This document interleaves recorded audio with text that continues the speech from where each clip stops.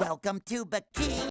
Okay, even the first frame and you've lost me. What have they done to the style? I haven't even played the damn thing yet. Turn it back! So, oddly enough, ahead of the Super Bowl that Nickelodeon likes to present a whole animation on top of, coming out, this Sunday, they've decided to just outright drop Plankton the Movie trailer, and it looks... like green jelly bean man. Oh god, I hate all of this. All of this. Well, I mean, what more could you come to expect? These Spongebob movies have very classically been on a strong downward spiral since they started, essentially. And hey, from what I've heard from people that have already been able to see the Plankton movie, it only gets worse. The Sandy Cheeks movie was easily the worst SpongeBob movie to date. I just despised every single frame of that last movie. And this trailer, I mean, God, it's just everything but more in the worst direction. The animation style looks even more cheap and even more flat as these movies are, I guess, getting more and more mass-produced. Sandy Cheeks came out in like August of last year, and this one's coming out March this year. Instantaneously. We will destroy you all! Okay, at least there's a hint of 2D in there. A hint of... Now, there's a lot of analyses you can make about the pitfall of the later SpongeBob movies and what exactly it was that made them all bad. I specifically have gone out of my way to discuss why several of these later movies are so low in quality.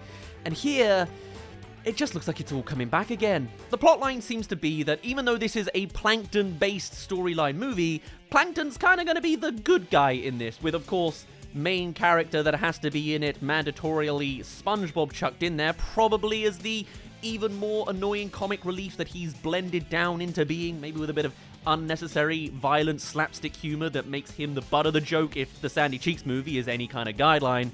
And the real villain is actually Karen the computer, who sounds less like a computer every single day. Destroy them all! Destroy them all. Now, to be honest, that's probably the aspect of the movie I find the most intriguing. Considering SpongeBob's been going on for like literally over 20 years, it's nice to see a storyline that seems at least slightly more original. I'm sure there's an episode somewhere of Karen being the main protagonist of that episode and doing better job than Plankton, but even still, it's at least better than whatever the hell they did with the latest movies. There's still all sorts of things I hate. The jokes. Who cares? Just watch. Now, that is a catchphrase I'm sure the SpongeBob movies are running with at this point. Just play that on loop. That's the Paramount take. They're not good. The soundtrack and movie integrations? Hemisphere, should we invade first? Oh god, and they've got the pop culture song references in there as well. Of course they do. I mean, when they tried to do an original SpongeBob song in the last movie, we didn't like that either, so I guess the lesser of two evils? I don't know about that. I mean, of course they're going to be like that. And I guess memes, self-referential.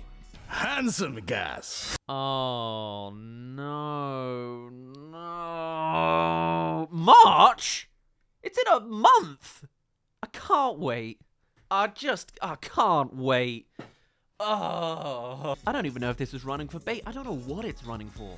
If there's any silver lining, it's the fact that there's a live action segment that seems to be minimalized more and more. But this movie isn't fully 3D animated, as there is that small hint of live action as Karen becomes a mecha boss, probably in the final act of the movie, that this trailer has already managed to spoil for you. The SpongeBob movies have had considerably less substance each new installment, and this seems to be exactly the same. This looks like the plot of an episode, but now it's becoming a movie with less budget than an episode, it almost feels like at this point. The flair is not there. SpongeBob looks the worst he's ever looked. And it's a shame because, like, he doesn't have to, you know? But clearly going cheaper because the audience will eat it up anyway to some degree is worth it? I don't know. Although I don't entirely hate that Karen is the big villain, it's nice to see a side character get a bit more. I guess that's the point of a side character movie.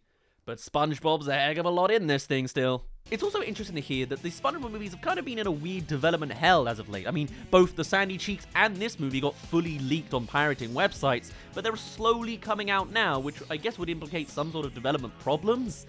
The whole movie's problems, to be honest, and I'm pretty sure they've already announced further SpongeBob movies.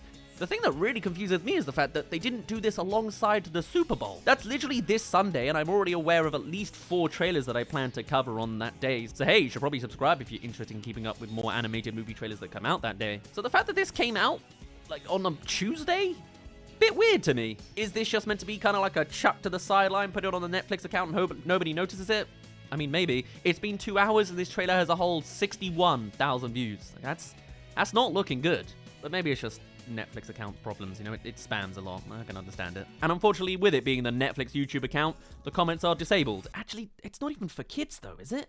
No, they just turned it off. So they knew that this was going to have a negative response. That's interesting to see, actually. And, I mean, I would be very surprised if people are ecstatic about Plankton the movie. So I guess in that regard, it kind of makes sense. But yes, beyond the fact that Plankton is supposedly the protagonist, even though, of course, SpongeBob's going to be there the whole time, probably taking away the limelight through the entire runtime. Destroy means to help me. Oh, God. Just like how the Sandy movie had SpongeBob next to her inexplicably, it's just exactly the same with Plankton and even cheaper animation. We also do see a little bit of the ensemble work that's going to be also diluting down this protagonist story. Sure, it's an interesting bunch as well, because of course it's SpongeBob and Patrick to remove any sense of Plankton being the protagonist, but also Sandy, Mrs. Pearl. No, not Mrs. Pearl. What's her name? Oh my God, what are the... I forgot. It's been so... I don't care so much. I've forgotten the names. Mrs. Puff and Pearl. But either way, at least it's an interesting ensemble work. It's nice to see a little bit more female representation and side characters being able to get a main role in a movie. That's kind of nice in its own way. I guess it makes sense for Plankton the movie, but also, there's no Plankton in this Plankton movie. I'm barely gonna notice him, I bet. And then on the other side of things, if you care about spoilers... Do you care about spoilers? I doubt it. There's a single frame where you can see as well a Sinister Six-esque collection of villains, as lingering on that anchor is 4 other Karens, robots. A brute one, a blue one, a triangle one, and a spiky one. I mean, actually, that just sounds like too much character bloating. This movie's already probably only 90 minutes long. It was meant to be Plankton the movie, but now they've added Karen, sure, as the villain, not the protagonist. SpongeBob, Patrick, Sandy, Mrs. Puff, Pearl on the good side, and Plankton. I'm already forgetting him.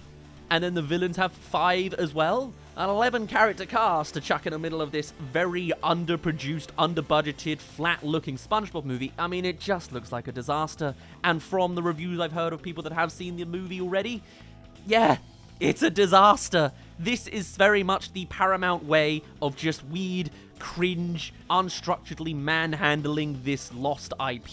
Your idea hasn't worked for 25 years! That's the least robotic robot I think I've heard. And why does every voice in this movie sound off? Have they even hired the original actors anymore? But hey, at least it doesn't have as much of a cringe live-action villain, so maybe it's a slight tick up from the usual trajectory of SpongeBob movies. I don't have high hopes for this Plankton movie. I'm looking forward to watching it in a month only because I love to talk about terrible movies, and this thing screams of red flags. Chuck it on Netflix, hope nobody notices it, move along with your day. Hey, forget about it, we've got American football on in like 5 days' time, where we'll get to watch SpongeBob do something more memorable, like dunk on Leonardo DiCaprio again or something. We'll see. For now, though, I guess we'll end it off there. My name's been Daz. Thank you very much for reaching the end of this video. Tell me your thoughts on Plankton the movie. And yeah, let's get on with the rest of our lives. Paramount, Nickelodeon, the gift that never stops giving.